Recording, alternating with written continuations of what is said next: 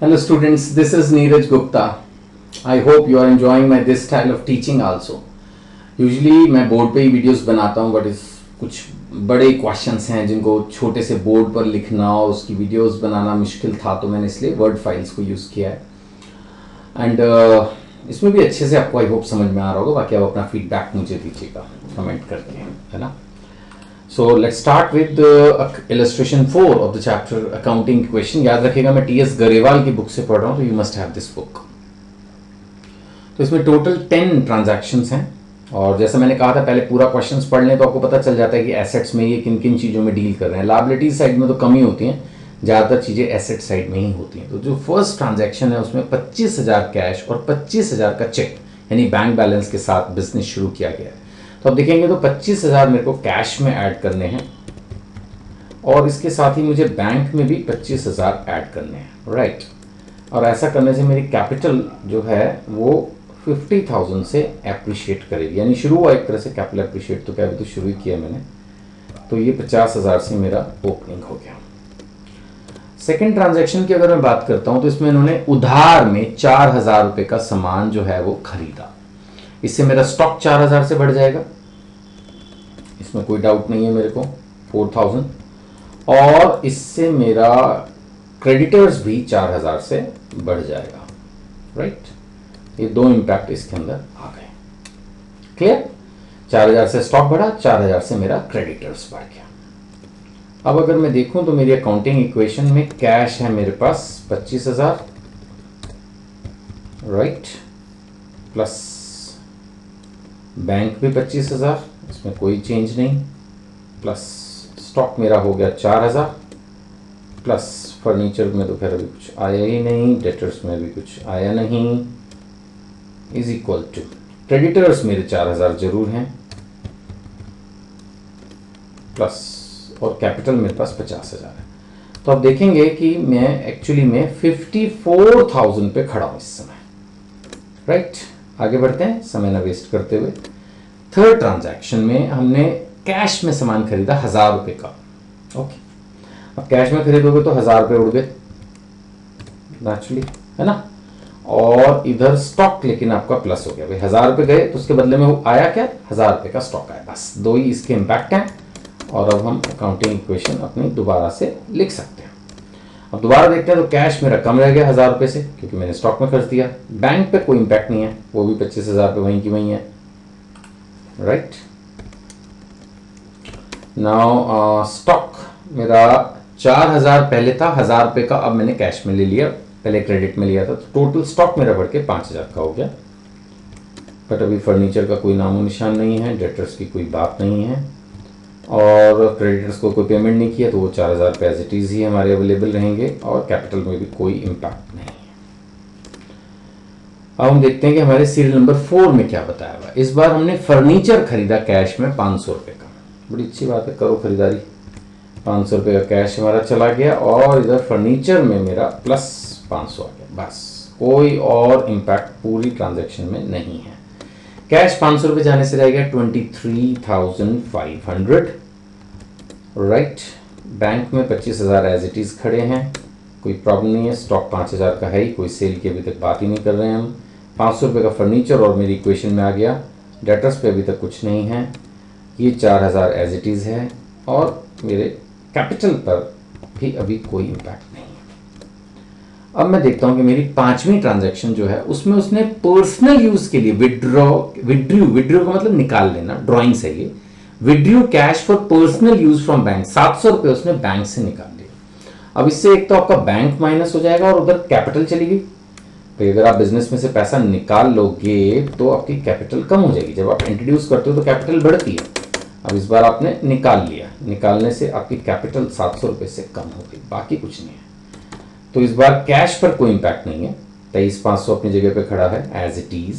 हाँ, बैंक जरूर कम हो गया, नाउ इट इज 24,300। बाकी चीज़ों पर कम ही असर आया है, स्टॉक पे तो कोई आया ही नहीं, 5,000 as it is. Furniture 500 as it is. Debtors की अभी तक कोई बात क्वेश्चन ने की नहीं, क्रेडिटर्स 4,000 पे खड़े हैं। जैसा मैंने बोला कैपिटल इस बार 700 से कम हो गई, तो ये 49,300 पर आपकी कैपिटल रिड्यूस आकर अब स्टैंड कर रही है 49,300 पर। सीरियल नंबर 6 में हम देखते हैं 200 रुपया रेंट पे किया, पेड रेंट, पेड 200 रुपया, तो बाय डिफॉल्ट कैश ही मानेंगे, 200 रुपया रेंट चला गया और उधर एक्सपेंस होने की वजह से कैपिटल में से हम इसको रिड्यूस करते हैं, बस इतना इंपैक्ट है। हाँ, उसकी वजह से फिगर सारी हिलती हैं या हमें दोबारा लिखनी पड़ती है। 500 रुपये चला गया तो भी रह गए 23,300, राइट, 23,300। देन बैंक अपनी जगह पर एज इट इज, कोई इम्पैक्ट नहीं। स्टॉक 5,000, फर्नीचर 500 और डेटर्स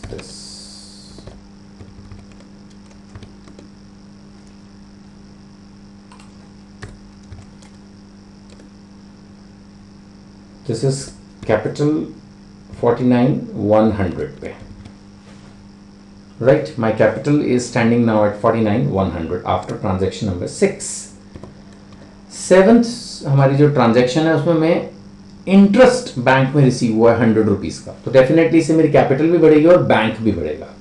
तो इंटरेस्ट बैंक से आने से क्या हुआ, दो इंपैक्ट क्या हुआ, एक तो ये हो गया कैश मेरा बढ़ गया बैंक में, सॉरी मेरा बैंक बैलेंस 100 रुपीज से बढ़ा है और इधर मेरी कैपिटल 100 रुपीज से इंटैक्ट होकर बढ़ गई है, ठीक है ना। तो अब इसको कर लेते हैं। अब इससे मेरे कैश पर कोई इंपैक्ट नहीं हुआ, ये 23,300 पे एज इट इज है। ये 100 रुपये बैंक मेरा बढ़ गया, इट इज नाउ 24,400, 5,000। यहां भी मैंने साइन गलत लगाया था,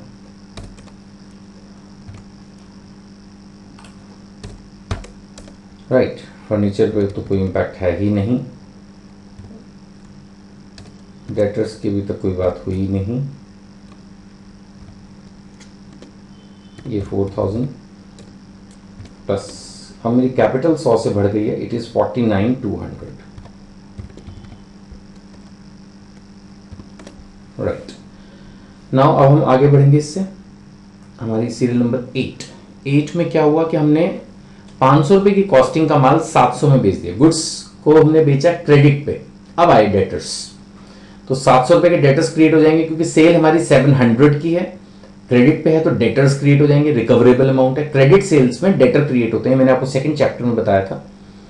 और क्योंकि गुड्स की कॉस्टिंग 500 है तो स्टॉक तो 500 से घटेगा लेकिन कैपिटल मेरी 200 से एप्रिशिएट करेगी, राइट। तो 3 इसके इंपैक्ट आएंगे, कैश तो कुछ आया ही नहीं, माल उधार बेचा है, बैंक में भी कोई इंपैक्ट नहीं है, स्टॉक जरूर कम हुआ मेरा, 500 रुपीज का स्टॉक मेरा कम हो गया, that is my impact number 1। Impact number 2, debtors मेरे 700 रुपए के क्रिएट हो गए और कैपिटल मेरी 200 रुपए से एप्रिशिएट कर गई। So these are the impacts after transaction number 8। तो ये 23,300 पे एज इट इज, ये 24,400 पे एज इट इज, स्टॉक मेरा 500 से कम हो गया, now it is at 4,500। Furniture पे तो खैर क्या ही चेंज आएगा, डेटर्स भी इस बार आ गए 700 रुपए के,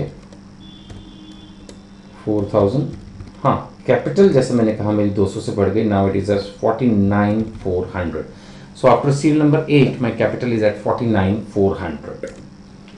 9th, जो सीरियल नंबर 9th है, अब हम उसको ले रहे हैं। 9th में हमने क्रेडिटर्स को पैसा दे दिया, कुछ लिखा नहीं कम ज्यादा, तो इसका मतलब वही 4,000 था, वो 4,000 हमने उनको पे करके खत्म किया, है ना। क्रेडिटर्स को हमने पे किया 400 रुपये, नहीं 4,000 नहीं, बस 400 रुपये दिए, स्पेसिफिक अमाउंट दिया हुआ, पेड टू क्रेडिटर्स 400, तो ठीक है कैश से ही दिया होगा और तो कुछ लिखा नहीं, तो 400 हम इसमें से माइनस कर देंगे और क्रेडिटर्स को भी हम 400 से रिड्यूस कर देंगे, बस। 2 इंपैक्ट इसके इस पर्टिकुलर ट्रांजैक्शन के होंगे। ऐसा करने से फिर मेरा कैश रिड्यूस होके हो जाएगा 22,900 पे, प्लस में बैंक का कोई इंपैक्ट आ ही नहीं रहा है, तब से कुछ भी इसमें कलाकारी नहीं हो रही है। स्टॉक मेरा 4,500 पे एज इट इज ही है, फर्नीचर 500 पे एज इट इज है, डेटर्स ने कोई पैसे अभी तक दिए नहीं हैं, क्रेडिटर्स को मैंने 400 रुपये दे दिए तो वो रिड्यूस होकर 3,600 पे आ गए, और इस बात का लेकिन कैपिटल से कोई लेना देना नहीं है, राइट।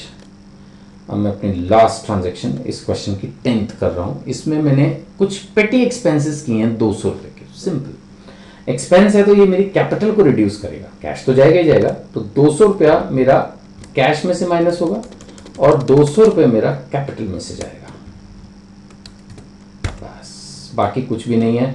तो अब देख सकते हैं फाइनल मेरी जो अकाउंटिंग इक्वेशन है, 22,700 पे मेरा कैश है, 24,400 पे मेरा बैंक है, 4,500 पे मेरा स्टॉक है, 500 पे मेरा फर्नीचर है एंड 700 रुपीज पे मेरा डेटर्स है। अकाउंटिंग इक्वेशन मैच कर रहा है। Creditors 3,600 and my capital, the main figure is 49,200, my final capital figure 49,200, ठीक है ना। So dear student, this way you have to solve all these accounting equations questions.